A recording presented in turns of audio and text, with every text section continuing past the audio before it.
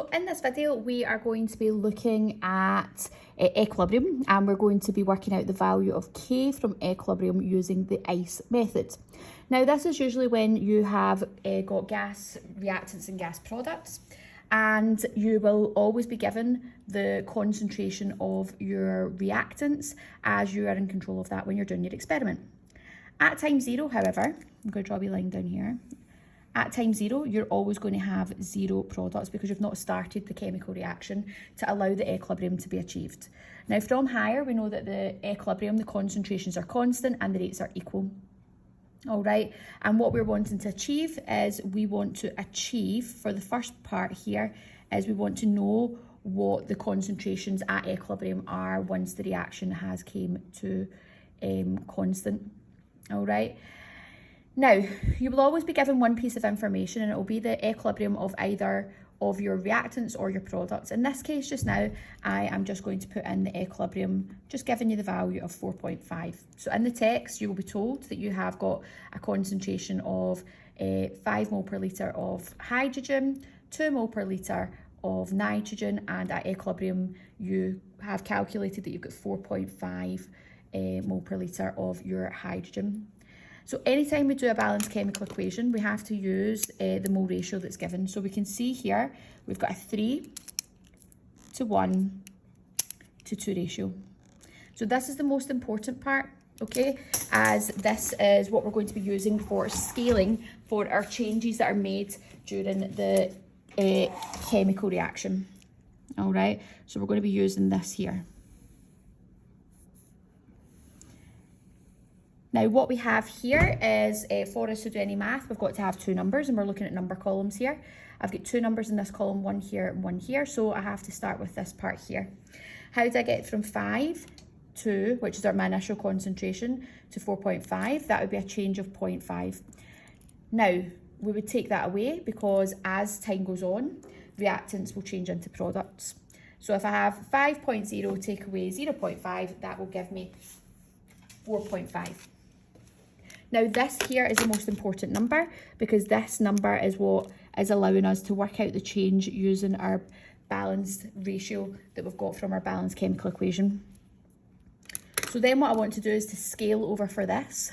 Because this is a 1:3 ratio, I'm going to cross multiply. I'm going to do 1 times 0.5 equals, and then divide it by 3 to scale over for the change that would occur for the nitrogen. Now, what that's coming out at is that's coming out at 0.17 if I was to round that. Remember, reactants decrease, so I'd put in my calculator 2.0, take away 0.17, which would give me 1.83 left over at equilibrium. Again, I'm looking here, and I'm going to use my mole ratio between my hydrogen and my ammonia. Remember, I'm using my change, so I'm going to cross multiply. 2 times 0.5 equals divided by 3 equals, and that is giving me 0.33 recurrent, so I'm just going to take it as 0.33. We had nothing at time 0. Remember, products increase as time goes on, which means I'm going to have 0.33 mole per litre at equilibrium. Now, this would be worth 2 marks. You would get 1 mark for your final answers, but because of the complexity of having 3 entities with different mole ratios, this would probably be worth 2 marks in your exam. The next thing that we're wanting to do is we want to work out the equilibrium constant K. And for us to do that, we want to put our products, which is my NH3, square bracket, because we're focusing on concentration, to the power of the mole ratio, all over my reactants, which is my hydrogen, to the power of 3 multiplied by the nitrogen to the power of 1. Now, that would be my expression. You don't get a mark for that at the moment, but you would get a mark for substituting your values that you achieve for equilibrium into that expression. So if I was to do that, I would have 0.33 squared all over 4.5 cubed all over 1.83 to the power of 1. And that there, because you've substituted it into the correct formula for the equilibrium values that you had achieved, would get you 1 mark. The next mark is for putting into the calculator correctly and getting the right answer. So if I put that as a fraction, I've got 0.33 squared over bracket 4.5 to the power of 3, close bracket, oh, take that one down, sorry, close bracket, bracket times by 1.83. And my answer in my calculator is coming out at 6.53 times 10 to the minus 4. Now what I can see here is that this number is less than 1. So if k is less than 1, that means that the equilibrium is going to naturally lie to the left-hand side, which means it prefers to stay as reactants than it does products. This here would be worth a total of 2 marks. The next part that they'll always ask you to do is they will give you a condition that they're doing to temperature. Temperature is only a factor that can affect the position of equilibrium and affect the equilibrium constant K, right?